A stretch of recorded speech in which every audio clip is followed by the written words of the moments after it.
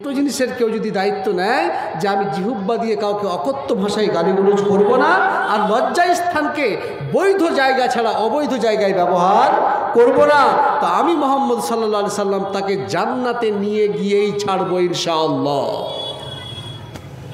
আপনি এবার ভাবুন তো, এই জিহুব্বা দিয়ে কাউকে অকথ্য ভাষায় গালিগুলোজ করেননি তো?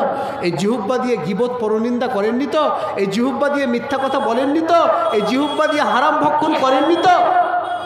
কতটুকু লজ্জা স্থানকে বৈধ জায়গা ছাড়া অবৈধ জায়গায় ব্যবহার করেননি তো? এই দুটো জিনিসের বিশ্বনবী বলছেন, যদি তুমি জামিনদার হতে পারো যে দুটো জায়গায় জিনিসকে তুমি বৈধ জায়গা ছাড়া অবৈধ জায়গায় ব্যবহার করবে না, তো আমি মুহাম্মদ সাল্লাল্লাহু আলাইহি সাল্লাম তোমাকে জান্নাতে নিয়ে গিয়ে ছাড়বো, জান্নাতে নিয়ে যাওয়ার জামিনদার হয়ে গেলাম। যদি বলুন সুবহানাল্লাহ। আপনি এবার ভাবুন যে এই দুটো জিনিসকে আপনি নিয়ে যাবেন কোথায়। এবার আমি আপনাকে একটা হাদিস তুলে দিচ্ছি, একটা বিষয় তুলে দিচ্ছি যে আমল কি জিনিস এবং জান্নাত কিভাবে সাহাবারা অর্জন করেছেন। একটা ইতিহাসের মধ্যে একটা ঘটনা পড়েছিলাম বহুদিন আগে। হ্যাঁ, ইতিহাসের মধ্যে একটা ঘটনা পড়েছিলাম বহুদিন আগে, খুব চমৎকার একটা ঘটনা যে জান্নাত কি জিনিস। আজকের ডেটে গরিব দুঃখী অসহায়ের অভাব নেই দুনিয়াতে। এখনও অভাব আছে ভাই? আপনি এখান থেকে 1 লাখ টাকা জাকাত নিয়ে বের হন, যে আমি দিব, আর স্টেশনে গিয়ে বসেন, যদি আপনার জাকাতের টাকা নেওয়ার লোক থাকবে না বলেন? ভিড় লেগে যাবে না?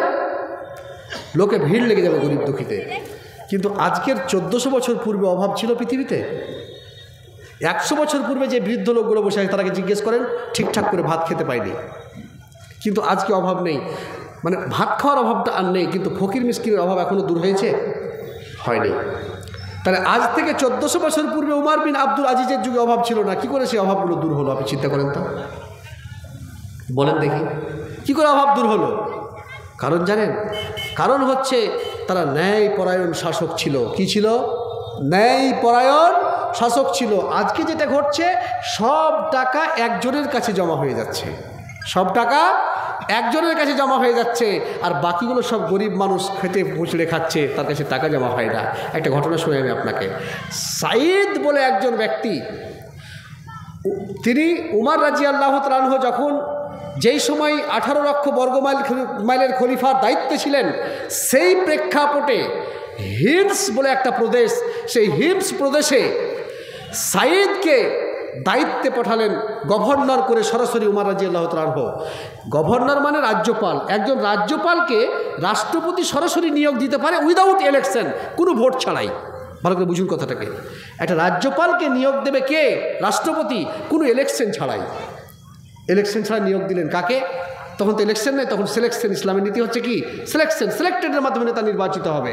তো উমর রাদিয়াল্লাহু তাআলা পাঠালেন কোথায়? হিমস প্রদেশে। কাকে পাঠালেন? সাইদকে, তুমি যাও ওখানকার গভর্নর, তুমি দায়িত্ব পালন করো।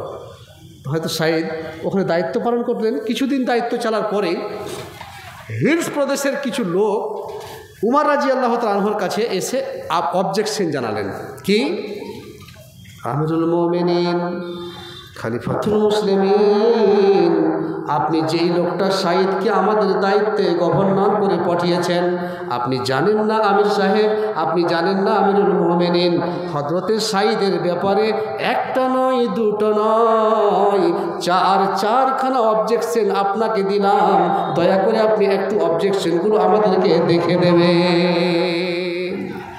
আমিরুল মুমিনিন, খলিফাতুল মুসলিমিন হযরতে উমর রাদিয়াল্লাহু তাআলা আনহু ওই অবজেকশনের কাগজটা জমা দিলেন। জমা নেওয়ার পরে দেখলেন একটা নয়, দুটো নয়, চারখানা অবজেকশন জমা পড়েছে। নাম্বার 1, হযরত উমরকে যে অবজেকশন জমা পড়েছে সাইদের বিরুদ্ধে হিমস দেশের মানুষেরা, 1 নম্বর অবজেকশন হলো, আমিরুল মুমিনিন খলিফাতুল মুসলিমিন, আপনি যে সাইদকে আমাদের গভর্নর করেছেন, এই সাইদ 7টাতে অফিসে উপস্থিতি দিতে হয়, অ্যাটেন্ডেন্স করতে হয়, সই করতে হয় 7টার সময়, কিন্তু আপনার সাইদ জীবনেও কোনোদিন 7টার সময় অফিসে আসতে পারেন না। 7:30 বাজিয়ে দেন, 8:45 বাজিয়ে দেন, কোনো দিন 8টা বাজিয়ে দিয়ে অফিসে ঢোকেন, ঠিক টাইমে অফিসে আসতে পারেন না। 1 নম্বর অবজেকশন। নাম্বার 2, আমিরুল মুমিনিন, আপনার সাইদ তার বিপক্ষে দ্বিতীয় নম্বর অবজেকশনটা শুনুন। আপনার শাহিদ সপ্তাহে একদিন অফিসে আসেন না, অ্যাবসেন্ট করে ফেলেন। এক নম্বর অবজেকশন, অফিসে দেরি করে আসেন। দ্বিতীয় নম্বর অবজেকশন হলো সপ্তাহে একদিন অফিস আসেনই না, উনি অ্যাবসেন্ট করে ফেলেন। নাম্বার 3, আপনার শাহিদের বিরুদ্ধে 3 নম্বর অবজেকশনটা শুনেন আমিরুল মুমিনিন। মাঝে মধ্যে দেখি উনি দায়িত্ব চালাতে চালাতে বেহুশ হয়ে জমিনে পড়ে যায়, হুঁশ ধরে রাখতে পারে না। নাম্বার 4, আপনার শাহিদের 4 নম্বর অবজেকশন হলো রাত্রি 10টার পরে যখন বিছানায় চলে যায়, হাজারো ডাক দিলে জনগণ মরে গেলেও তাকে ডেকে হেঁচড়ে ঘর থেকে বের করা যায় না, কোনো মতেই দরজা খুলে না। কটা অবজেকশন হলো? 4টা। 1 নম্বর অবজেকশন কি? আপনার শাহিদ ঠিক টাইমে অফিসে উপস্থিত হচ্ছেন না, উনি আধ ঘন্টা 40 মিনিট দেরি করে দেন। নাম্বার 2, উনি সপ্তাহে একদিন অফিস অ্যাবসেন্ট করেন। নাম্বার 3, মাঝে মধ্যে বেহুশ হয়ে যান। নাম্বার 4, উনি রাত্রি 10টার পরে যখন বিছানায় শুয়ে যায়, হাজারো ডাক দিলে উনি দায়িত্বশীল হিসেবে জনগণ মরে গেলেও উনি ঘর থেকে বের হন না। আমিরুল মুমিনিন খলিফাতুল মুসলিমিন হযরত উমর রাদিয়াল্লাহু তাআলা আনহু হযরত সাঈদকে তার দরবারে ডেকে পাঠালেন। সাঈদকে বললেন, সাঈদ আমার এখানে এসো। সাঈদ আসলেন। হযরত উমর রাদিয়াল্লাহু তাআলা আনহু বললেন, সাঈদ রে, তোমার বিরুদ্ধে একটা নয়, দুটো নয়, 4খানা অবজেকশন দিয়েছে তোমার দেশের মানুষেরা, হিন্স দেশের মানুষেরা। অতএব সাঈদ রে, এই 4খানা অবজেকশনের দয়া করে তুমি উত্তর দিয়ে যাও। হযরত সাঈদ বললেন, আমিরুল মুমিনিন আপনি দয়া করে বলেন কি কি উত্তর দিতে হবে। হযরত উমর বললেন, সাঈদ শুনে রেখে দাও, তোমার দেশের মানুষেরা যে 4খানা অবজেকশন তোমার বিপক্ষে দিয়েছে। নাম্বার 1 নম্বর অবজেকশনটা শুনে নাও, তুমি অফিসে ঠিক টাইমে পৌঁছাতে পারো না। নাম্বার 2, তুমি সপ্তাহে একদিন অফিস যাও না, বন্ধ করে দাও, অ্যাবসেন্ট করে দাও। নাম্বার 3, তুমি মাঝে মধ্যে বেহুশ হয়ে যাও। নাম্বার 4, তুমি রাত্রি 10টায় বিছানায় শুয়ে গেলে, জনগণ মরে গেলে হাজারো ডাক দিলে তুমি বিছানা ত্যাগ করে আসো না। কেন এরকম আচরণ করছো সাঈদ, তুমি খুলে বলো।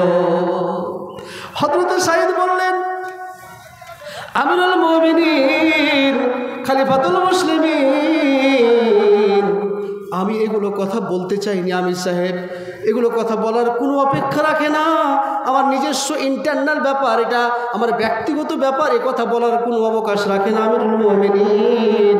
কিন্তু যেহেতু আমার দেশের জনগণ আমার বিপক্ষে অবজেকশন করেছে, আমার বিপক্ষে আপনার কাছে আপিল করেছে আমিরুল মুমিনিন, আমার বিপক্ষে আপনাকে নালিশ করেছে, অবশ্যই অবশ্যই অবশ্যই আজকে বলবো, আমি কোনো মতেই কথাকে গোপন রাখতে পারবো না।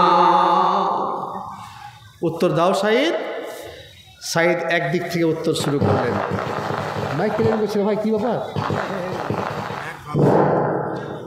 কথা বলতে ভালো লাগে না মাইকে, তো একটু এই সাইডে একটু ঘোরাবেন, একটা প্রবলেম হচ্ছে তো। হ্যাঁ, এই বক্সটাকে একটু এদিকে দেবেন হালকা করে।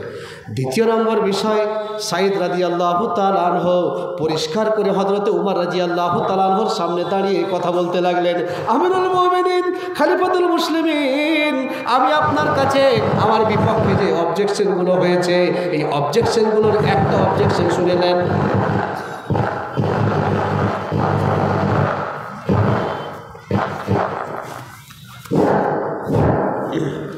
কেন দেরি করে প্রবেশ করি আমিরুল মুমিনিন? দেরি করে প্রবেশ করার পেছনে একটা কারণ আছে, কারণটা শুনেলেন। আপনি আমার বাড়ি চলুন, আমার বাড়িতে গিয়ে দেখবেন আমার স্ত্রী বিছানায় শুয়ে আছে। আমার স্ত্রী অসহায়, অসুস্থ ব্যক্তি, রুগী মানুষ। আমি নিজের হাতে আটা কিনে নিয়ে এসে আটা চেলে সেনে রুটি তৈরি করে, নিজের তরকারি কেটে, তারপরে তরকারি রান্না করে, রুটি দিয়ে তরকারি খেয়ে অফিসে আসতে হয়। আমার স্ত্রী ঠিক করে রুটি পাকাতে পারে না, আটা সেনে দিতে পারে না, তরকারি রান্না করতে পারে না, এত অসুস্থ একজন ব্যক্তি। আর আমি হচ্ছি আপনার দেশের গভর্নর, আর একটা স্ত্রী বিয়ে করব, এতটুকু টাকা পয়সা আমার কাছেও নেই, ক্ষমতাও আমার কাছে নেই। ওই অসুস্থ স্ত্রীকে নিয়ে জীবন কাটাতে হয়, নিজের হাতে রান্না করে খেয়ে আসতে অফিসে হয়। অতএব এই জন্য অফিসে ঠিক টাইমে আসতে পারি না, 10 মিনিট 20 মিনিট 5 মিনিট 10 মিনিট দেরি হয়ে যায়। আমিরুল মুমিনিন, এটা আমার অপরাধ হলে অপরাধী বলে বিবেচনা করবে। একটা দেশের রাজ্যপাল স্ত্রী অসুস্থ, নিজে হাতে তৈরি করে আসছে, নিজে আরেকটা স্ত্রী পর্যন্ত করতে পারে না, কত গরিব। ইসলাম একাধিক স্ত্রীর কথা বলেছিল, বলেনি? বলেনি? পবিত্র কোরআনে বলেছে 2, 3, 4 বিয়ে করো, সুবিচার করতে না পারলে 1 করো। 2, 3, 4 বিয়ে করো, সুবিচার করতে না পারলে 1টা করো। আমাদের দেশের যেটা প্রথা কি জানেন? আলেমেরা এটাকে কতটা ইমপ্লিমেন্টেশন করেছে এবং আলেমেরা এটাকে কতটা বাস্তবে প্রচার করেছে আমার জানা নেই। তবে আমি আপনাকে বলি, এখনকার দেশে যদি একটা লোক ব্যভিচার করে আর আরেকটা লোক যদি ডবল বিয়ে করে, সমাজের চোখে সবচাইতে বেশি অপরাধী হচ্ছে ওই ব্যক্তি যেই ব্যক্তি ডবল বিয়ে করেছে। দুটোই অপরাধী, কিন্তু এটা যে ইসলাম সম্মত করেছে, শরিয়া সম্মত করেছে, এটা জনগণ বা সমাজ এটাকে অ্যাকসেপ্ট করছে না। কিন্তু এটা উচিত ছিল সমাজের অ্যাকসেপ্ট করে নেওয়া। কেন? যে ইসলাম পবিত্র কোরআন বলেছেন ফানকিহু মা তাবা লাকুম মিনান নিসা মাসনা সুলাসা ওয়া রুবা। 2, 3, 4 মহিলাদের মধ্যে বিয়ে করো, সুবিচার করতে না পারলে 1টা করো, শর্ত সাপেক্ষে 1টা। কিন্তু কোরআন শুরু করেছে 2টা দিয়ে। ব্রাদার ইসলাম, যদি আপনি বলেন এই আইন মানতে পারছি না, তবে আপনার মুসলমানিত্ব থাকবে বলে আমরা মনে করছি না। কেন? আপনি কোরআনকে মানতে হবে, বাধ্য আমরা। সম্মানিত মুসলিম জাতি, উনি বললেন যে আমার স্ত্রী অসুস্থ, আমার কিছু করার নেই, আমি খাদ্য নিজের হাতে তৈরি করে খেয়ে আসি, আমার অফিস আসতে দেরি হয়, স্বাভাবিক, আমি ছেলে মানুষ।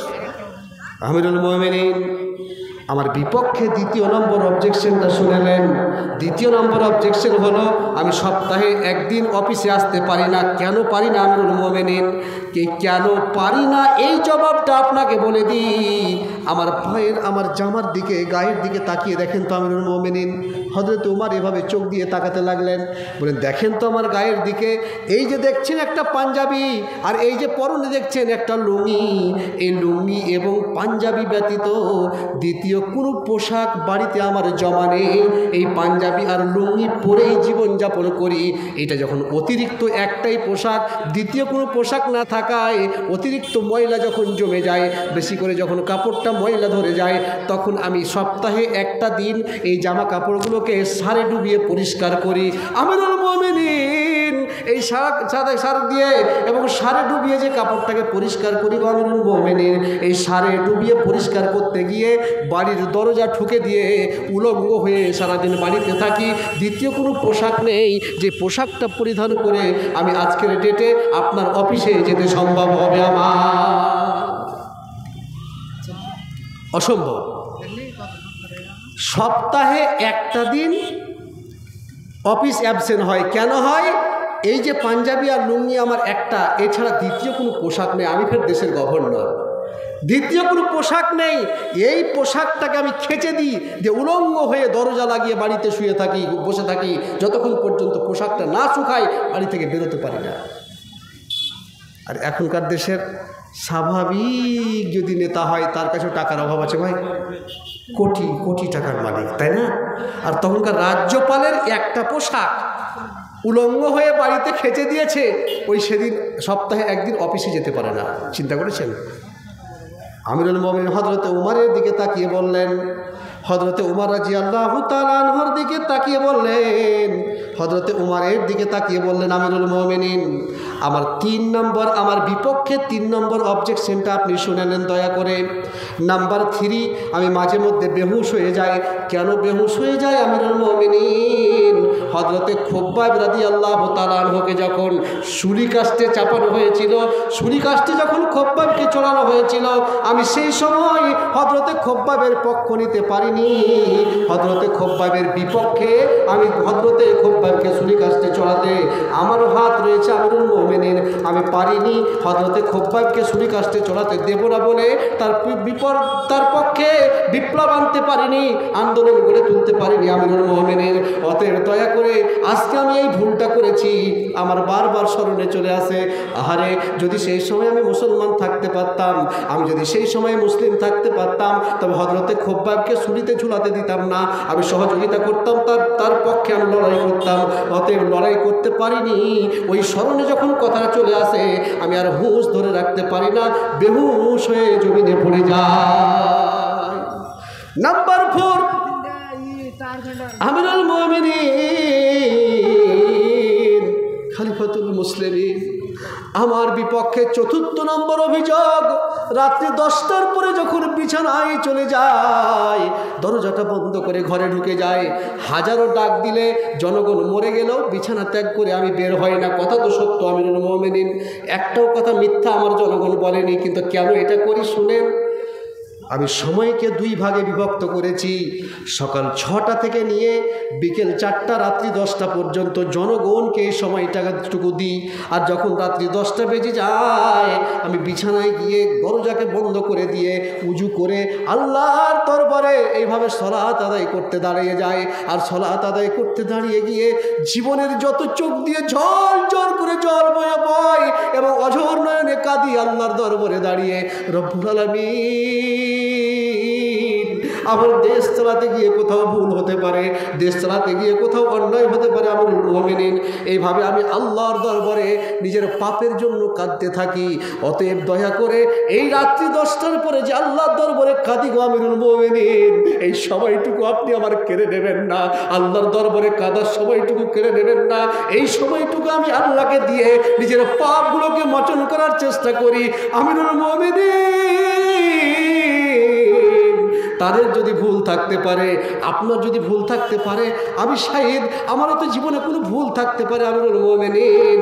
অতএব আমার ভুলগুলোকে আমি আল্লাহর দরবারে পোষ করে নিজেকে পাপ থেকে মুক্ত করার জন্য অঝোর নয়নে বসে বসে বসে বসে দাঁড়িয়ে দাঁড়িয়ে নামাজের অবস্থায় 10টার পরে কাঁদি। এই সময়টুকু দয়া করে আমার কাছ থেকে কেড়ে নেবেন না। এটা আমি কোনো প্রজাকে দিতে পারবো না। আমারও জান্নাত যেতে হবে, জাহান্নাম থেকে বাঁচতে হবে। সাউন্ড ভালো লাগে না ভাই, কষ্ট হচ্ছে কথা বলতে। কী যে ওটা কী করো তুমি, সাউন্ড কিন্তু ভালো হচ্ছে না, কথা বলতে কষ্ট হচ্ছে। আপনাদের এক রাত আর আমাদের প্রতি রাত। আজকে যে সব চিৎকার করে আওয়াজ ভেঙে দেবো, আবার কালকে প্রোগ্রাম যেতে হবে, পারবো কি? তো এবার বলি যে হযরতে সাঈদ কী চেষ্টা করলেন, তিনি 4খানা খণ্ডন করলেন। আপনাদের কথা বুঝতে অসুবিধা হচ্ছে ভাই? তো কথা বলছেন না কেন? না ভেজাল ঢুকে গেছে ভাই? ভেজাল ঢুকেনি? আমাদের মাওলানা আব্দুল ওহাব রহমানি একটা বক্তব্য রাখতেন, উনি তো খুব বড় মাপের আলেম। মাওলানা আব্দুল ওহাব রহমানি সাহেব আমাদের ইসলামপুরি, তো উনি যখন বেঁচে ছিলেন তখন উনি একটা গজল বলতেন আর কবিতা বলতেন। তো আপনাদের মনে হচ্ছে আপনাদের সঙ্গে, শ্রোতার সঙ্গে বক্তার মনে হচ্ছে সংযোগটা খুব দূরে হয়ে যাচ্ছে নাকি? তো একটা কথা বলি আপনাদের একটু সাথে, শুনে গল্প, তারপরে আমি আবার হাদিসের দিকে আসছি। তো উনি একটা গল্প করতেন, মানে কবিতা বলতেন সেই যুগে। তো এখনকার মানুষ ওয়াজ শুনতে শুনতে ভাবছে মুরব্বি সাহেব ঠিক বকছে না ভুল বকছে, যত ভেজাল দুনিয়াতে এখন, হ্যাঁ, তেলে ভেজাল, চালে ভেজাল, মুলবিতে ভেজাল, আলেমে ভেজাল, বক্তাতে ভেজাল, সব জায়গাতে ভেজাল, তাই না ভাই? তো এই ভেজাল ভেজাল বলছে না ঠিক বলছে, এটা মনে হয় আপনারা এখনও কনফিডেন্সই পাচ্ছেন না, তাই না? তিনি বলতেন কবিতাটা, খুব চমৎকার করে বলতেন, আমার মনে আছে ওনার কবিতাটা। ভেজালের যুগ চলছে রে ভাই, যখন যেদিকে চাই, ভেজালে ভেজালে ছেয়ে গেল দেশ, আসল পাওয়াই নাই। ধানে ভেজাল, চালে ভেজাল, ধানে ভেজাল, চালে ভেজাল, ভেজাল সরষা তেলে, রসগোল্লা কিনে খেলে আর ছানাটুকু নাহি মিলে। আটাতে ভেজাল, চিনিতে ভেজাল, আটাতে ভেজাল, চিনিতে ভেজাল, ভেজাল দুধ মিশে মানুষের যত সুখাদ্য ছিল সব পরিণত হলো বিষে। ধর্মে ভেজাল, কর্মে ভেজাল, ধর্মে ভেজাল, কর্মে ভেজাল, ভেজাল পুঁথির পাতা, ওষুধের মাঝে মিশলো ভেজাল, ঘুরলো জ্ঞানীদের মাথা। সাহিত্যিক ভাই ভেজাল গল্পে, সাহিত্যিক ভাই ভেজাল গল্পে মুখরিত করে বই, গোয়ালে দুধ চুরি করে পাচ্ছে ভেজাল দই। নামাজে ভেজাল, রোজাতে ভেজাল। বলবি সাহেব এতক্ষণ তো সব ভেজাল বুঝলো, কিন্তু নামাজের ভেজালটা বুঝতে পারলো না যে। আল্লাহু আকবার, আল্লাহু আকবার, আল্লাহু আকবার, আল্লাহু আকবার। এত ভেজাল নয় ভাই, কেউ এখানে হাত বাঁধে, কেউ এখানে বাঁধে, কেউ এখানে বাঁধে, কেউ ছেড়ে দেয়। দেখেছেন আপনি? যারা হাজি সাহেবরা সৌদি আরবে গেছে তারা ছেড়ে দেয়, তাই না? তবে নামাজের ভেজালের একটা গল্প শুনতেন উনি, খুব চমৎকার গল্প। দিকে দেখেন, বাস্তবতা আল্লাহ আলাম আর ওনারাই জানেন, কিন্তু গল্পটা শোনাতে আমি শুনেছি ওনার মুখ থেকে। উনি এই কথাটা বলতেন যে একটা নতুন জামাই শ্বশুরবাড়ি বেড়াতে এসছে, তো আর স্ত্রী বলছে, শোনো নামাজটা মানুষকে দেখারেও পড়তে হয়। আর স্ত্রীর বক্তব্য, আরে লজ্জা করে লাভ নেই, পড়তে হয়। দেখো জি, আমার আব্বা নামাজ পড়তে গেল, আমার বড় দাদা নামাজ পড়তে গেল, আমার চাচা নামাজ পড়তে গেল, কাকু গেল, আমার ছোট ভাইটাও নামাজ পড়তে গেছে, তুমি নামাজ পড়তে যাবে না? ওর জামাইটা বলছে, স্ত্রীকে স্বামী বলছে, আরে নামাজ ফের কী জিনিস? আসতে ভাই, নামাজ ফের কী জিনিস? নামাজ কাকে বলে? তুমি নামাজ জীবনে কোনোদিন পড়োনি? বলছে নামাজ ফের কাকে বলে? নামাজ কী জিনিস আমি তো কোনোদিন পড়িনি। গল্পটা শুনতাম না মুখে। তো নামাজ পড়তে চেয়েছে, তো নামাজ ওর স্ত্রী তখন বললো যে একটা কাজ করিও, তুমি মসজিদে যাও, ইমাম সাহেবকে ফলো করবা। কাকে ফলো করবা? ইমাম সাহেবকে ফলো করবা। কাকে? ইমাম সাহেবকে। পৃথিবীতে মানুষ সব কথা যদি ভুলে যায়, তো স্ত্রী যেটা বলে দিয়েছে সেটা কিন্তু কোনো স্বামী ভুলবে না, ভুলবে না। তো ইমাম সাহেবকে যখন ফলো করতে বলেছে, তখন ইমাম সাহেবকে গিয়ে মাগরিবের নামাজ ছিল, মসজিদে গিয়ে ঢুকেছে, আসসালামু আলাইকুম, বয়স্ক গাড়ি জামাই এসছে, আসসালামু আলাইকুম, জামাই এসছে, আসসালামু আলাইকুম, সবাই ভালোবাসা দিয়ে ডাকছে আর বুকে টেনে নিচ্ছে। তখন মনে মনে ভাবছে, বাহ, নামাজ কত সুন্দর জিনিস, মসজিদ আসলে মানুষ ভালোবাসা দেয়, মানুষ আপ্যায়ন করে, মানুষ কত সুন্দর ভালোবাসে গো, এটা কত সুন্দর জায়গা মসজিদটা। তখন সঙ্গে সঙ্গেই তার দাদা শ্বশুর আর তার নানা শ্বশুর মসজিদের ভেতরে দুজনই। তো সালাম আলাইকুম, ওয়ালাইকুম সালাম, আরে লাতি জামাই নামাজ পড়তে এসছো? আরে পোতা জামাই নামাজ পড়তে এসছো? তো লাতি জামাই ভাবছে যে আমার পাশে আমার জামাই লাতি জামাই নামাজ পড়বে, দাদু বলছে পোতা জামাই আমার কাছে নামাজ পড়বে। তো বলছে এক কাজ করো, এত ঝগড়া করিও না, তুমি একদিকে হও, আমি একদিকে হই, আর জামাইকে মাঝখানে করো। আর ঠিক প্রথম কাতারে দাঁড়িয়েছে লাতির নানা একদিকে আর দাদু একদিকে, আর জামাই মাঝখানে, পোতা জামাই নাতি জামাই, আর সামনে ইমাম। ইমাম সাহেব নামাজ শুরু করেছে মাগরিবের, আল্লাহু আকবার, আলহামদুলিল্লাহি রাব্বিল আলামিন। পিছন দিক থেকে ওই যে স্ত্রী বলে দেখি ইমাম সাহেবকে ফলো করবে, তখন ইতর পিছন দিকে বলছে আলহামদুলিল্লাহি রাব্বিল আলামিন। আর দাদা শ্বশুর মনে মনে ভাবছে, বাবা রে কত বড় কারি সাহেব রে, ইমাম সাহেব যা বলছে তাই বলছে। কিছুক্ষণ পরে যখন ফের ইমাম সাহেব বলছে আর রহমানির রহিম, তখন ইয়ে পিছন দিয়ে বলছে আর রহমানির রহিম।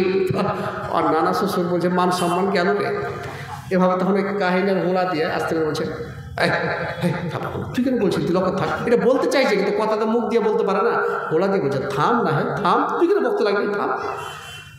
এদিক থেকে যখন দাদা শ্বশুর বলছে থাম থাম থাম থাম, যখন ওকে একটু মানে থামাইবার চেষ্টা করছে, বলতে পারছে না মুখে, তখন মনে মনে ভেবেছে নানা শ্বশুর ডাহিন দিক থেকে গোতা মারছে, বাঁ দিক থেকে দাদা শ্বশুর গুতা মারছে, তাহলে নামাজে কি গুতাগুতি করতে হয় নাকি?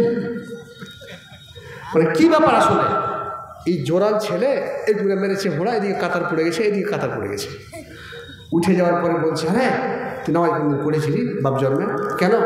নামাজ পড়েছিলি, ঘোড়া পড়ে গেছে, এমনি মারলি গোতা, এমন করছে, আমি কি গোতা আগে মেরেছিল?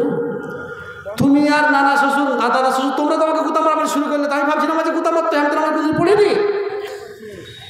এই যে এই সিস্টেম, আসল কথা এই কবিতাটা বলতাম না, আব্দুল ওয়াহাব রহমানী সাহেব বলতেন এই কবিতা। কেন বললাম জানেন? এখন বর্তমান যুগে অরিজিনালিটি খুঁজে পাওয়া খুব মুশকিল। আজও বাজারে অরিজিনাল সরষের তেল পাবেন, টাকা দিয়ে কিনে নিলে হয়তো পেতে পারেন, কিন্তু অরিজিনাল আলেম, কোরআন এবং হাদিসের আলেম, কোরআন এবং হাদিসের নিখুঁত আলোচনাকারী আলেম খুবই কম। এই জন্য আমি আপনাদের সামনে যেগুলো বলছি সেটা রেফারেন্স সহকারে বলছি এবং নিখুঁত আলোচনা করছি, ভুলভাল আলোচনা পছন্দ করার চেষ্টা করি না। কারণ আমিও নিজামিয়া মাদ্রাসায় 6-7 বছর সহি মুসলিম পড়িয়েছি, আমার একটা তিক্ত অল্প হলেও কিছুটা জানা আছে, আমি আপনাকে ভুল তথ্য দেব না ইনশাআল্লাহ। এবার আমি আপনার সামনে আছি, ইমান কী জিনিস জানেন? ইমানের জন্য সাহাবারা কিভাবে ত্যাগ স্বীকার করেছেন নিজের জীবনকে, আপনি জানেন না, শুনে আমি আপনাকে। সাহাবাদের যা ত্যাগ স্বীকার, এখানে যতগুলো মানুষ নামাজ পড়েছেন, কারো কারো নামাজ ছুটে গেছে জীবনে, এরকম নেই? নেই ভাই, আছে। একটা সহিহ হাদিস, বনী ইসরাইল একটা সম্প্রদায়ের একটা লোককে কবরে দাফন করা হয়েছে। যেমনই কবরে দাফন করা হলো, লোকটাকে ফারিস্তারা বলল আপনাকে 100 কোড়া মারব। কত কোড়া? 100 কোড়া। লোকটা অনয় বিনয় করে রিকোয়েস্ট করতে লাগলো, ভাইয়া আমাকে এত কোড়া মেরো না, আমি সহ্য করতে পারবো না। হাদিস কিন্তু সহিহ, আপনি গল্প ভাবেন না, এত কোড়া মারিয়েন না, দয়া করে আমাকে একটু মুক্তি দেন। কেন? আমি নামাজ পড়তাম, আমি রোজা করতাম, 99 কোড়া মাফ হয়ে গেল, কিন্তু একটা কোড়া মাফ হলো না। এত জোরে মারল যে কবরে আগুন জ্বলে গেল। কাফন এবং কবরের যা বাঁশ ছিল সব পুড়ে গেল। তখন লোকটি শেষখানে প্রশ্ন করলেন ফারিস্তাদেরকে, আল্লাহর ফারিস্তারা শোনেন, আমি হচ্ছি আল্লাহর বান্দা আর আপনারা হচ্ছেন আল্লাহর ফারিস্তা। আমাকে মারতে এলেন 100 কোড়া, আমি অনয় বিনয় করলাম, আপনাদেরকে অনুরোধ করলাম, আপনাদেরকে হাত জোড় করে বুঝালাম, আমার আমলের দোহাই দিলাম, আমার আমলের কথা বললাম, আমার ইমানের কথা বললাম, আমার আমল ইমানের কথাগুলো বলে বলে বলে বলে বলে বলে আপনাদেরকে যখন জোর করে বলতে গেলাম, আপনারা পরিষ্কার করে শুনলেন। আর শোনার পরে আমাকে দুটো কথা বললেন যে তোমার 99 কোড়া মাফ হয়ে গেছে, কিন্তু একটা কোড়া মাফ হয়নি। এই একটা কোড়া আমাকে মেরে কেন আমার মেরে দিলে, আমার একটা কোড়া কেন আমাকে মাফ করলে না? সঙ্গে সঙ্গে ফারিস্তারা বললেন, একটা কোড়া কেন মাফ করেনি? তিনি প্রশ্ন করেছিলেন, লেমা জাল্লাতুমুনি, কেন তোমরা আমাকে একটা কোড়া মেরে দিলে? এই কথাটা যেমনই তারা প্রশ্ন করলেন ওই কবরের ব্যক্তি, সঙ্গে সঙ্গে ফারিস্তারা বললেন, ইন্না সালাতান সাল্লাইতা বিগাইরি তাহুরিন। আল্লাহর বান্দা শুনেন, আল্লাহর বান্দা শুনেন, আল্লাহর বান্দা শুনেন, আপনি প্রতিদিন নামাজ পড়েছেন। ফারিস্তারা লোকটাকে বললেন, আপনি প্রতিদিন নামাজ পড়েছেন, এ কথা সত্য, কিন্তু একটা দিন একটা ওয়াক্তের নামাজ পড়েছেন বেগাইরে তহরিন, যেই নামাজে আপনি উজু করতে ভুলে গিয়েছিলেন। আর উজুবিহীন নামাজ হবে না, ওই উজুবিহীন নামাজ না হওয়ার কারণে একটা কোড়া আপনার ক্ষমা করা হলো না, আপনাকে মেরে দেওয়া হলো। অতএব এই কোড়াটা উজুবিহীন নামাজ পড়ার কারণে মারা হয়েছে, আপনাকে অন্য কোনো অপরাধের জন্য মারা হয়নি। একটা দিন একটা ওয়াক্তের নামাজ বিনা উজুতে পড়ে নেওয়ার কারণে তাকে একটা কোড়া মারা হলো। আপনি বলেন তো, কত ওয়াক্তের নামাজ বিনা উজু তো দূরের কথা, বিনা কারণে ছেড়েছি আমরা ভাই? তাহলে জান্নাত কি সহজ না কঠিন ভাই? সহজ না কঠিন? কঠিন। একটা ফর্মুলা আপনাকে দিয়ে যাবো আজকে। নবী ইউনুস আলাইহিস সালাতু ওয়াস সালাম প্যালেস্টাইনের পূর্ব প্রান্তে সিরিয়ার বর্ডারে একটা জায়গা আছে, যে জায়গাটার নাম হচ্ছে নাইনাওয়া। কি জায়গাটার নাম ভাই? নাইনাওয়া। এটা হচ্ছে প্যালেস্টাইনের পূর্ব প্রান্তে সিরিয়ার বর্ডারে। এই নাইনাওয়া শহরে লোক ছিল, তখনকার একটা শহর, এখানে লোক ছিল প্রায় 120,000, মানে 1,20,000 লোক। এই 1,20,000 লোকের মধ্যে ইউনুস নবী আলাইহিস সালাতু ওয়াস সালামকে পাঠানো হলো। কিসের জন্য? হেদায়েতের জন্য। ফরা হেদায়াত, এই হেদায়েতের জন্য পাঠানো হলো। হেদায়েতের জন্য নবী ইউনুস আসলেন, খুবই দিনের কথা বললেন। যখন শুনলো না, তখন নবী ইউনুস আলাইহিস সালাম তো বললেন যে আজ যখন তোমরা দিনের কথা শুনছো না, তাহলে আমারও একটা দাবি তোমাদের কাছে আছে, আমি সামনে বুধবার আল্লাহর পক্ষ থেকে আজাবকে টেনে দিয়ে তোমাকে আজাব দিয়ে ধ্বংস করিয়ে দেবো, তোমার কথা শোনো না? তখন ইউনুসের কমেরা বললো, ঠিক আছে, আপনার যদি ক্ষমতা থাকে তা আপনি করেন। ইউনুস আলাইহিস সালাম আল্লাহর কাছে দোয়া করলেন। আর ঠিক ওই দিনেই একবার আকাশে মেঘ উঠে তাকে ধ্বংস করার জন্য প্রস্তুতি নিল। আর যেমনই প্রস্তুতি নিল, তার কমের লোকেরা ছিল খুব চালাক, এক পা করে বেরিয়ে যে মাঠে সব ছেলে পেলেকে নিয়ে যে আল্লাহ কাছে লাগলো দোয়া করতে, আল্লাহ কি ভুল হয়ে গেছে, আল্লাহ তুমি দয়া করে আমাদেরকে ক্ষমা করো, আল্লাহ তুমি আমাদেরকে ক্ষমা করো, আল্লাহ তুমি আমাদেরকে ক্ষমা করো, আল্লাহ। এই আল্লাহর কাছে ক্ষমা চাইতে চাইতে আল্লাহ বললেন, বান্দা শোনো, তোমাদের কাজ হলো গুনাহ করা, আর আমার কাজ হলো ক্ষমা করা। তোমাদের কাজ হলো পাপ করা, আর আল্লাহর কাজ হলো মাফ করা। এই দুটো কাজ জেনে রেখে দাও। আল্লাহ বান্দাদেরকে লক্ষ্য করে বললেন, বান্দারা রে, যা যা যা, সকাল থেকে সন্ধ্যা পর্যন্ত না খেয়ে হস্তদয় উত্তোলন করে আমার কাছে কাঁদছিস, কাটা করছিস, যা তোরাকে ক্ষমা করে দিলাম, আমি আজাব সরিয়ে নিলাম, আর কোনোদিন আজাব তোদের কাছে আসবে না। ইউনুস আলাইহিস সালাম বললেন, আল্লাহ তুমি যে আজাব সরিয়ে নিলে, তো আমি যে ওদের সঙ্গে চ্যালেঞ্জ করেছি, এখন তোরা আমাকে তিতকারি মারবে আর আমাকে অপমান করবে? কই তোমার আল্লাহ কথা কই শুনলো?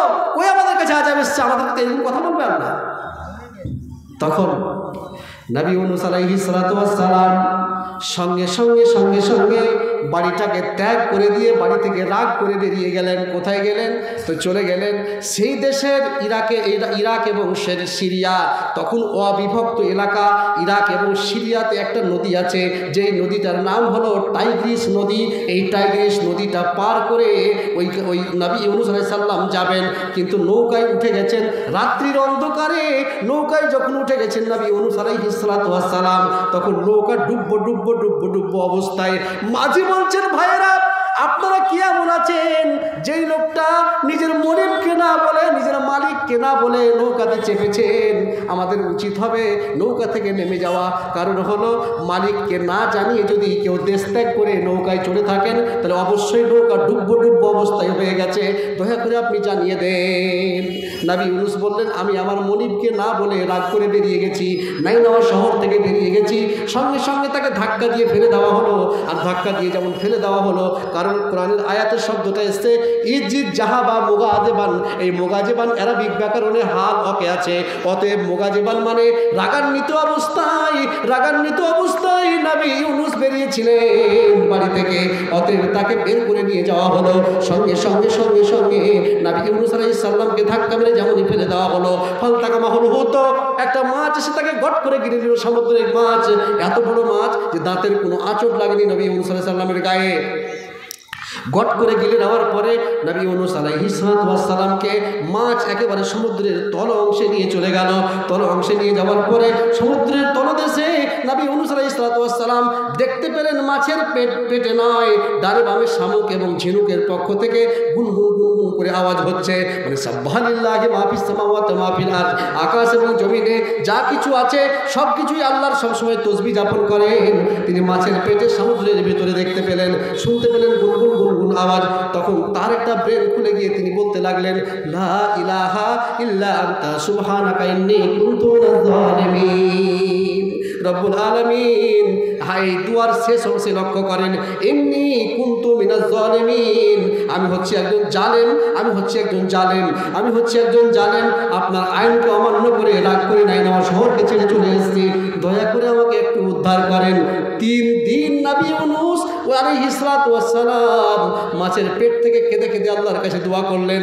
3 দিন যখন দোয়া করা হয়ে গেল, সঙ্গে সঙ্গে আল্লাহ রাব্বুল আলামিনের ফেরেশতারা বললেন, ইয়া রাব্বুল আলামিন, আপনার কোন এমন বান্দা বিপদে পড়ে গিয়ে অঝোর নয়নে কাঁদছে আর আপনার কাছে দোয়া করছে, লোকটা মরতে বসেছে। আল্লাহ রাব্বুল আলামিন বললেন, আমার নবী ইউনূস। ফেরেশতারা বললেন, দয়া করে তাকে অব্যাহতি দেন, আপনি দোয়াটা কবুল করেন। দোয়া কবুল করে নেওয়া হলো, আর মাছ তাকে আর হজম করতে পারলো না, গিলিয়ে দিল। অতএব বলে দেওয়ার উদ্দেশ্য হলো, রব্বুল আলামিনের নবী পরিষ্কার করে বলেছেন, ইলা ইয়াউমিদ্দিন শব্দ ব্যবহার করেছেন। ইলা ইয়াউমিদ্দিন শব্দ ব্যবহার করে বিশ্বনবী জনাব মুহাম্মদুর রাসূলুল্লাহ সাল্লাল্লাহু আলাইহি ওয়াসাল্লাম পরিষ্কার করে বলে দিয়েছেন যে নবী ইউনূস আলাইহিস সালাম আল্লাহর কাছে যদি এই দোয়াটুকু না করতেন, লা ইলাহা ইল্লা আনতা সুবহানাকা ইন্নী কুনতু মিনাজ জালিমিন, এই দোয়াটা যদি নবী ইউনূস না করতেন, তাহলে আমি আমার কবরস্থান থেকে উঠতাম, আপনি আপনার কবরস্থান থেকে উঠে প্যালেস্টাইনের হাসরের ময়দানের দিকে দৌড় লাগাতেন। আর নবী ইউনূস আলাইহিস সালাম তিনি মাছের পেট থেকে কিয়ামতের দিন বের হতেন, দুনিয়া দেখতে পেতেন না। এত এই দোয়াটার ভোল্টেজ কতজনের মুখস্থ আছে? হাত উঠে দেখাতো কতজনের? আরও বেশি লোকের মুখস্থ থাকা দরকার। হ্যাঁ আছে, মাশাআল্লাহ। এই দোয়াটা কখন পড়বেন? দোয়া করার নিয়ম শুনে নেন। হাত উঠাবেন এভাবে, নিজে দোয়া করবেন, কোনো টাইম নেই। আপনি একা একা যে কোনো টাইমে দোয়া করবেন। 16খানা হাদিস আছে, আপনি দোয়া করবেন। প্রয়োজন আছে দোয়া করবেন, দোয়া করবেন। আল্লাহর কাছে চাইবেন, আমি আল্লাহ 2 রাকাত রাত্রি 12টার দিকে 2টার দিকে 2 রাকাত নামাজ পড়ে নেবেন, আল্লাহর কাছে চাইবেন। পারলে তাহাজ্জুদ পড়ে চাইবেন, এভাবে চাইবেন। চাওয়ার সাথে সাথে আপনি বলবেন, প্রথমে সূরা ফাতিহা বলবেন। কি বলবেন ভাই? সূরা ফাতিহা। তারপরে বলবেন আল্লাহুম্মা সাল্লি আলা বারাকাতুহু, দুরূদ পড়বেন। প্রথমে আল্লাহর প্রশংসা, তারপরে দুরূদ হয়ে গেল। তৃতীয় নম্বরে বলবেন লা ইলাহা ইল্লা আনতা সুবহানাকা ইন্নী কুনতু মিনাজ জালিমিন, 2-3 বার পড়বেন দোয়াটাকে। তারপরে বলবেন রব্বানা যালামনা আনফুসানা ফাইল্লাম তাগফির লানা ওয়া তারহামনা। তারপরে বলবেন রব্বানা আতিনা ফিদ দুনিয়া হাসানা ওয়া ফিল আখিরাতি হাসানা। তারপরে আপনার যত পৃথিবীর দোয়া আছে সব দোয়া বলবেন আপনি। যদি না জি ভরে বাংলাতে ডাকবেন, বাবার জন্য, মায়ের জন্য, আত্মীয় স্বজনদের জন্য। এখানে যারা বসে আছেন, আমরা কতদূর পর্যন্ত মনে রাখি ভাই? কতদূর পর্যন্ত বলেন তো? বা দাদু এই পর্যন্ত দোয়া করি, কিন্তু দাদুর বাপেরা যে আপনার 400 বছর আগে যে ছেড়ে গেছেন, তাদের জন্য দোয়া করা দরকার কি দরকার নয়? আজকে আপনি মরে যাবেন, 400 বছর পরে আপনার সেই পরিবারকে আপনার জন্য ভাববে? ভাবে না। আমরাই তো ভাবি না, তো তারা কেন ভাববে? তাই না? ভাবে না। তাহলে আপনি নিজে আমল করে যান, কার উপরে ভরসা করে হারাম হালাল জমি মারা টাকা, এই টাকা সেই টাকা সবকে নিয়ে এসে ঘুরিয়ে দিলেন, যে সবকে দিয়ে চলে গেলেন সন্তানকে, আর আপনাকে কবরে মার খেতে হচ্ছে, আর সন্তানরা এদিকে মজা মারছে, তারা লুটছে। কী লাভ হবে ভাই? হবে কিছু লাভ হবে? সাহাবারা কোনোদিন নিজের স্বার্থ দেখেননি, কোনোদিন নিজের স্বার্থ দেখেননি, সবসময় স্বার্থকে কুরবানি দিয়ে ইসলামের নীতিমালাকে ইমপ্লিমেন্টেশন করেছেন। যদি বলুন সুবহানাল্লাহ। কি করে করেছে একটু শুনুন। বদরের যুদ্ধ, এটা বাপ এটা বেটা, মানে বদরের যুদ্ধ দ্বিতীয় হিজরিতে সংঘটিত হয়েছিল। বাপ একদিকে বেটা একদিকে যুদ্ধ। কেন জানেন? বাপ মুসলমান হয়েছে, বেটা মুসলমান হয়নি, যুদ্ধ। তো যুদ্ধের শেষে আল্লাহ রাসূল সাল্লাল্লাহু আলাইহি সাল্লাম একজন সাহাবীকে ডাকছেন, খোঁজ করছেন, আয়না আবু জার, আয়না আবু জার, আয়না আবু জার, আমার সাহাবী আবু জার কোথায়, আবু জার কোথায়, আবু জার কোথায়?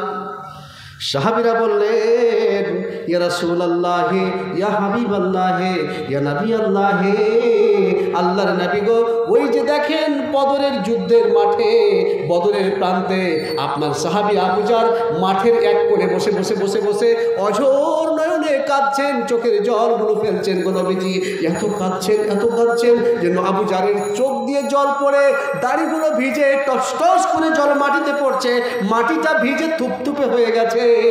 বিশ্বনবী বললেন, আবাজার মায়ুবকি কাই, আবাজার, আবুজার বাবা তুমি কেন কাঁদছো? কাঁদার পিছনে কারণটুকু বলে দাও রে বাবা, কেন তুমি এত কাঁদতে শুরু করলে? আবুজার বলেন, ইয়া রাসূলুল্লাহ, ইয়া হাবিবাল্লাহ, আল্লাহর নবী গো, আমার কাঁদার পিছনে একটা কারণ আছে গো নবীজি। আল্লাহ রাসূল বললেন, কি কারণ রে বাবা? আবুজার বলো। আবুজার বললেন, ইয়া রাসূলুল্লাহ, আমি আমার আব্বাকে বদরের প্রান্তে হত্যা করে দিয়ে নিজেকে ইয়াতীম করে দিয়েছি। আল্লাহ রাসূল বললেন, আবুজার লেমা কাতালতা আমাকে, ইয়া আবুজার, আবুজার কেন তোমার বাপকে হত্যা করতে গেলে? কি অপরাধ করেছিল তোমার বাপ? কেন তুমি বদরের প্রান্তে হত্যা করতে গেলে? আবুজার কেন তুমি হত্যা করতে গেলে? আল্লাহ রাসূল 2-3 বার প্রশ্নটা আবুজারকে করলেন। আবুজার বললেন, ইয়া রাসূলুল্লাহ, আপনি বলেন কেউ কি কোনোদিন বাপকে, নিজের বাপকে হত্যা করে? ইয়া রাসূলুল্লাহ। আল্লাহ রাসূল বললেন, কেন তাহলে হত্যা করিস তোমার বাবাকে, তুমি বলো। আবুজার বললেন, ইয়া রাসূলুল্লাহ, হত্যা না করলে কোনো উপায় ছিল না, আমার বাধ্য হয়ে হত্যা করেছি। আল্লাহ রাসূল বললেন, কি অপরাধ করেছিল তোমার বাপ? আবুজার বললেন, ইয়া রাসূলুল্লাহ, আমার বাপ অমুসলিম আর আমি মুসলমান, উভয়ের পক্ষে লড়াই চলছিল। এমন অবস্থায় দেখি আপনি দাঁড়িয়ে আছেন আর আমার আব্বা এইভাবে তরবারিটাকে নিয়ে আপনার গর্দনের উপরে ঝাড়তে যাবে, আর আমি ওই জায়গায় দাঁড়িয়েছিলাম। আমি কি করে সহ্য করবো ইয়া রাসূলুল্লাহ? আমি যদি আমার আব্বাকে না হত্যা করতাম, আপনাকে আমার আব্বা শহীদ করে দিত। আমি তরবারিটা নিয়ে আমার আব্বার গর্দনে ছেড়ে দিলাম, আর সঙ্গে সঙ্গে বদরের প্রান্তে আমার আব্বা মারা পড়ে গেল। ইয়া রাসূলুল্লাহ, আব্বাকে ছেড়ে পৃথিবীতে থাকতে পারবো, আম্মাকে ছেড়ে পৃথিবীতে থাকতে পারবো, ভাইকে ছেড়ে পৃথিবীতে থাকতে পারবো, দাদাকে ছেড়ে পৃথিবীতে থাকতে পারবো, সর্বোপরি স্ত্রীকে ছেড়েও পৃথিবীতে থাকতে পারবো, কিন্তু নবীবিহীন আপনাকে ছাড়া পৃথিবীতে থাকা সম্ভব নয়। অতএব আমার চোখের সামনে আমার আব্বা আপনাকে শহীদ করে দেবে, আর আমি আপনার পক্ষে লড়াই করে বেঈমান হয়ে যাব বদরের প্রান্তে, এটা কোনদিন হতে পারে না। আমি আমার আব্বাকে হত্যা করে দিয়েছি আপনাকে রক্ষা করার জন্য, যে জীবনটা পর্যন্ত ইসলামের স্বার্থে দেব, এখানে কোনো রকমের সন্দেহের অবকাশ নেই। কি ইমানের ভোল্টেজ ছিল সাহাবাদের, দেখেছেন? আবু বকর এদিকে, আর আবু বকরের ছেলে আব্দুর রহমান কাফের, অমুসলিমদের দিক থেকে যুদ্ধ করছে। তো সঙ্গে সঙ্গে যুদ্ধের শেষে আব্দুর রহমান এসে বলছে আবু বকরকে, আব্বু জি, অনেকবার আপনাকে তরবারির নিচে পেয়েছিলাম, কিন্তু বাপ বলে ছেড়ে দিয়েছি। আপনি জন্ম দিয়েছেন, কী করে আপনাকে মারবো, কিন্তু আপনার বিরুদ্ধে লড়াই করছিলাম, আপনাকে মেরে দিতাম। আবু বকর বললেন, বেটা তুমি তো আমাকে ছেড়ে দিয়েছো, কিন্তু আমার জবাবটা শোনো। আব্দুর রহমান এভাবে কান খাড়া করে দিলেন, জবাবটা কি বলছে আমার আব্বা? হযরত আবু বকর বললেন, বেটা আব্দুর রহমান রে, তুমি কর্ণপাত করে শুনে নাও রে বেটা, তুমি আমাকে কেন ছাড়তে পেরেছিলে? তুমি বেঈমান ছিলে আর আমি ইমানদার ছিলাম, তুমি বেঈমান ছিলে আর আমি ইমানদার ছিলাম, তুমি বেঈমান ছিলে আর আমি ইমানদার ছিলাম। কারণ তুমি আমাকে যুদ্ধ করতে এসছো আমার বিপক্ষে, আমাকে কেন তুমি ছেড়ে দেবে? তুমি আমাকে শহীদ করে দিলে আমি জান্নাত পেয়ে যেতাম, আমি মরতে ভয় পাই না, শহীদ হতে ভয় পাই না, কেন তুমি ছেড়ে দিয়েছো? তুমি তো ছেড়ে দিয়েছো বেটা, কিন্তু আমার জবাবটুকু শুনে নাও, শুনে নাও, শুনে নাও। আমি তোমার আব্বা আবু বকর বলছি, বদরের প্রান্তে একবার আমার তরবারির নিচে এসে কোরআনের বিরুদ্ধে কথা বলতে, নবীর বিরুদ্ধে কথা বলতে, হাদিসের বিরুদ্ধে কথা বলতে, ইসলামের বিপক্ষে আওয়াজ তুলতে করতে, একবার ইসলামের বিপক্ষে হুঙ্কার দিতে, আমি আবু বকর তোমাকে দুনিয়া দেখতে দিতাম না। অত সহজভাবে তারা ঈমান বেছে নেয়নি বাবা। তারা নিজের স্বার্থকে জোরাবরি দিয়ে ইসলামকে বাস্তবায়ন করেছে। এটা হচ্ছে তাদের নীতিমালা। জি, উমর বিন আব্দুল আজিজের যুগে অভাব ছিল না। একটা লোক জাকাত দিবে, জাকাত। আপনাদের কথা বুঝতে অসুবিধা হচ্ছে ভাই, এই মাইকে কি ঝনঝন করছে নাকি? ঠিক আছে, সাউন্ড সিস্টেম ঠিক আছে তো? বলবেন একটু। তো হযরত উমর বিন আব্দুল আজিজ 99 হিজরিতে খেলাফতি ছেড়ে বসেছিলেন। কত হিজরিতে ভাই? কত বলেন? 99 হিজরিতে। তো হযরত আবু বকর কত বড় ইমানদার জানেন? একটা কথা বলিনি, তারপর বলছি। হযরত আবু বকর সরল সহজ ব্যক্তি ছিলেন, কিন্তু ইমানের বিষয়ে কোনো কনসিডার করতেন না।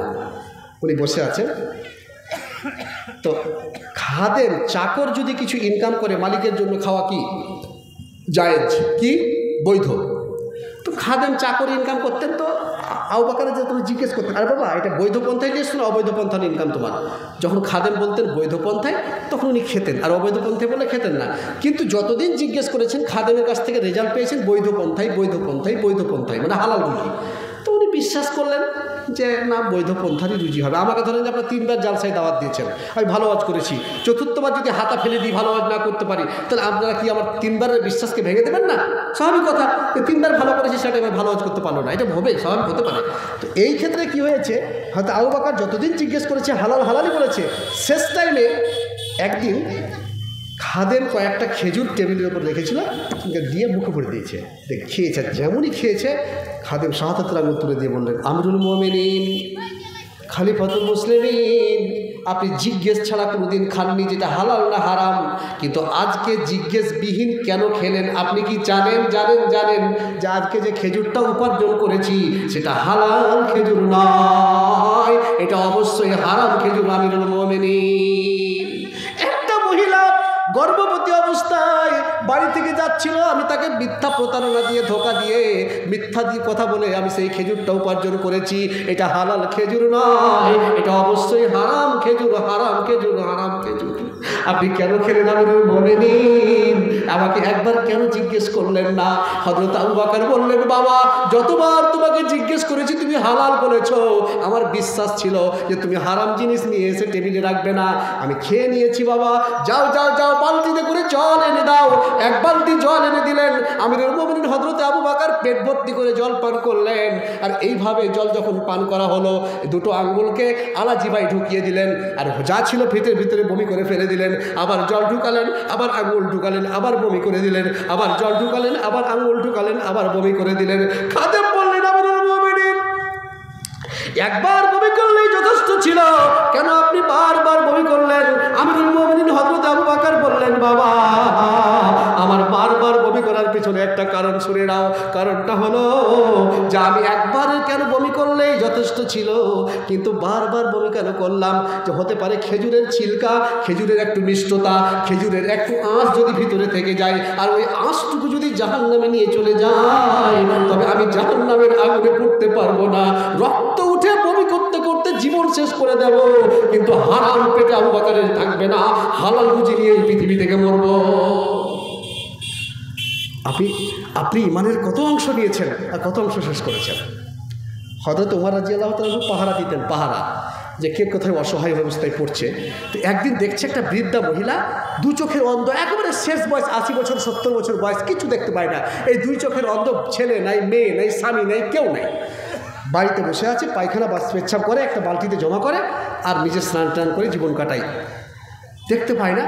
তো হযরত ওমর রাদিয়াল্লাহু তাআলা ফজরের নামাজ পড়ে ওই মহিলার বাড়ি গেলেন খিদমত করার জন্য। ওর বাড়িতে গিয়ে সালাম আলাইকুম দিয়ে ঢুকলেন। আসসালামু আলাইকুম। বৃদ্ধা মহিলা বললেন, ওয়ালাইকুম আসসালাম। বললে, মা আমি আপনার পেচ্ছাপ পায়খানা পরিষ্কার করতে এসেছিলাম, আপনার জামা কাপড় পরিষ্কার করতে এসেছিলাম, নতুন জল তুলে দেওয়ার জন্য আপনার কাছে এসেছিলাম। বৃদ্ধা মহিলা বললেন, বাবা একজন মানুষ এসেছিলেন যিনি পরিষ্কার করে দিয়ে চলে গেছেন, নতুন জামা কাপড় আমার পরিষ্কার করে দিয়ে, নতুন জল তুলে দিয়ে চলে গেছেন, আমার পেচ্ছাপ পায়খানা সব পরিষ্কার করে দিয়েছেন। হয়তো তোমার জন্য আশ্চর্যজম্বিত হয়ে বললেন, আরে আমি ফজরের নামাজ পড়ে ছুটে আসছি, তাও পরিষ্কার করে চলে গেছে। দ্বিতীয় দিন ফজরের নামাজের আগে গেছেন, দেখছেন পরিষ্কার হয়েই আছে। তৃতীয় দিন তাহাজ্জুদের আজান আজস্ব দিতে হয়, গেছেন পরে আগে একই অবস্থা, এশারের পরে গেছেন একই অবস্থা। রাগ করে বলছেন, বা কে লোকটা, কে নাম বলতে পারবেন? তো বৃদ্ধা মহিলা বললেন, বাবা অত্যন্ত ভদ্র সভ্য একজন মানুষ, তিনি আসেন, আস্তে করে ভদ্রতার সহিত সালাম দিয়ে প্রবেশ করেন, পরিষ্কার করে দিয়ে যান। আমি তো বাবা দু চোখের অন্ধ, দেখতে পাই না, লোকটা কে এটা আমি বলতে পারবো না। উনি কোনোদিন কথা বলেন না, খুব কম কথা বলেন না, আমি আওয়াজ কোনোদিন শুনতে পাই না। উনি আসেন, আমার পেচ্ছাপ পায়খানা জামা কাপড় পরিষ্কার করে দিয়ে আমাকে স্নান করিয়ে দিয়ে নতুন জল তুলে দিয়ে চলে যায়। হযরত উমর রাদিয়াল্লাহু তাআলা আনহু চতুর্থ দিন রাগান্বিত অবস্থায়, আহারে আজকে দেখবো লোকটাকে যিনি আমাদের আম্মাজান এই মহিলার খিদমত করে যাচ্ছেন, এত সুন্দর একজন ভদ্র সভ্য মানুষ, তিনি আর কে হবেন? উনি দূর থেকে আসর থেকে নিয়ে মাগরিব পর্যন্ত এইভাবে চোখটাকে দরজায় রেখেছেন, আমি লোকটার চেহারা দেখবো, আজকে ছেড়ে দেব না। তিনি দরজার দিকে, চেহারার দিকে তাকিয়ে আছেন, দরজাটার দিকে। হঠাৎ করে দেখছেন মাগরিবের আজানের 20 থেকে 25 মিনিট পূর্বে একটা লোক জুব্বা ঝাব্বা সাদা সিধা পোশাক পরিধান করে তিনি ওই বাড়ির দিকে ঢুকছেন। তিনি অন্য কোনো ব্যক্তি নন, তিনি হলেন মুসলিম জাহানের প্রথম খলিফা আমিরুল মুমিনিন হযরত আবু বকর সিদ্দিক রাদিয়াল্লাহু তাআলা আনহু। হযরত ওমর বললেন, আমিরুল মুমিনিন খলিফাতুল মুসলিমিন, বহু প্রতীক্ষার অবসান ঘটিয়েছেন, আজকে বহু প্রতীক্ষার অবসান ঘটিয়ে আপনার সঙ্গে সাক্ষাৎ করতে এসেছি, আমিরুল মুমিনিন। ফজরের নামাজের পরে এসেছিলাম, পরিষ্কার হয়ে গেছে। ফজরের নামাজের আগে এসেছিলাম, পরিষ্কার হয়ে গেছে। তাহাজ্জুদের পরে এসেছিলাম, পরিষ্কার হয়ে গেছে। তাহাজ্জুদের আগে এসেছিলাম, পরিষ্কার হয়ে গেছে। আমি এশারের পরে এসেও আপনার সাক্ষাৎ পাইনি। আমিরুল মুমিনিন, আজকের দিনেও আপনার কাছে হেরে গেলাম, কোনোদিন নেকি অর্জন করে আপনাকে পারলাম না। তিনি হলেন হযরত আবু বকর সিদ্দিক রাদিয়াল্লাহু তাআলা আনহু। ইমান কত মজবুত হয় আবু বকরের, চিন্তা করেন তো, চিন্তা করেছেন কত মজবুত ইমানের একজন মানুষ। মুস্তাদরাকে হাকিমের 4407 নম্বর সিরিয়াল একটা হাদিস আছে, আল্লামা রাশিদুদ্দিন আলবানী রাহিমাহুল্লাহ হাদিসটিকে সহিহ বলেছেন। আমি সব অংশ বলবো না। আল্লাহ রাসূল একদিন কাবার ঘরের চত্বরে বসে বললেন যে, হ্যাঁ আজকে রাত্রে 7 আকাশ ফিরে এসেছি, জান্নাত দেখেছি, জাহান্নাম দেখেছি। ফিলিস্তিন যেখানে যুদ্ধ চলছিল, বাইতুল মুকাদ্দাসের 1,23,999 কিলোমিটার ইমামতি করেছি, যে 7 আকাশ ঘুরে এসেছি। আচ্ছা বলেন, আমি যদি বলি যে আমি মালদা টাউনে বাড়ি, ওখান থেকে আমি 3 সেকেন্ডে আপনার এখানে চলে এসেছি, বিশ্বাস করবেন? করবেন না।